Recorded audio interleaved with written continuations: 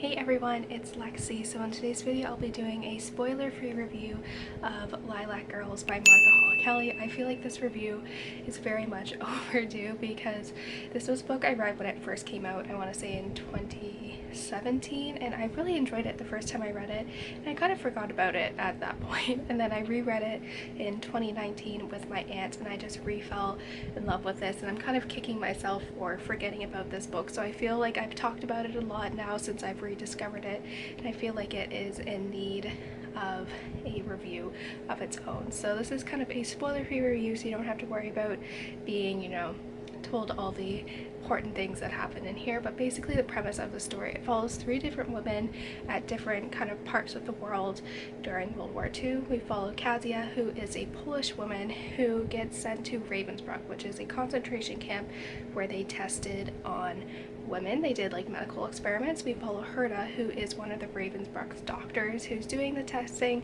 We also follow Caroline, who is a socialite in New York, and all of these stories somehow start to intertwine throughout the duration of this novel. And what I really like about this book is there's something really about the writing style in here that really draws you in, and you just totally get immersed in these characters, these worlds, and just their experiences. And like, I would sit down and read and it will feel like no time has passed. I'll be like, oh my goodness, I've read 50 pages already. Like, that's how good this writing is, and I think that's really special about this, because there has been a few books where I've had that experience where it feels like no time has passed when I'm reading it, and I think that is really good.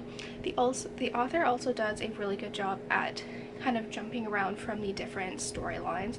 Obviously towards the end they all come interconnected, and you see obviously the obvious connection between Herta and Kazia, obviously, but you don't really know how Caroline gets mixed into it. But these storylines are kind of seamlessly woven into each other, even though some are taking place in Europe, some are taking place in New York, and I think that's really unique. And I loved all of these characters. I felt like each perspective of the character was given, like you really could see their point of view, especially with Herta. Just seeing her thought process going into this was just very, very interesting.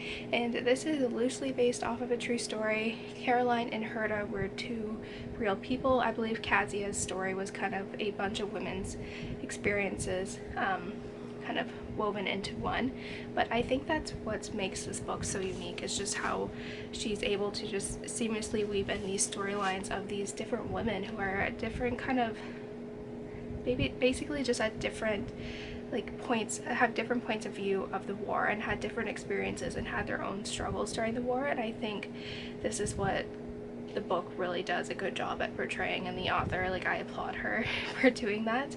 But overall this book is just so amazing. It is so atmospheric, it's haunting the way it describes the Ravensbrück experience. I've read a couple books that talk about Ravensbrück, but I think this one does the best job at really kind of showcasing and creating that atmosphere. You're totally in the camp with these characters. You understand the dynamics of the prisoners, and the prisoners with the soldiers that are there. It's a very interesting, in terms of a psychological standpoint, it's very interesting seeing that, and this book does a really good job at showcasing that environment, kind of the little groups that they formed, and how the rabbits, which were the women that were being tested on, were very much protected by everyone there. That's a very interesting kind of dynamic, and I think this book does a really tremendous job at doing that. And I honestly, this book is just so amazing. Definitely one of my favorite World War II historical fiction novels, definitely within the top 5. I've read so many of them, but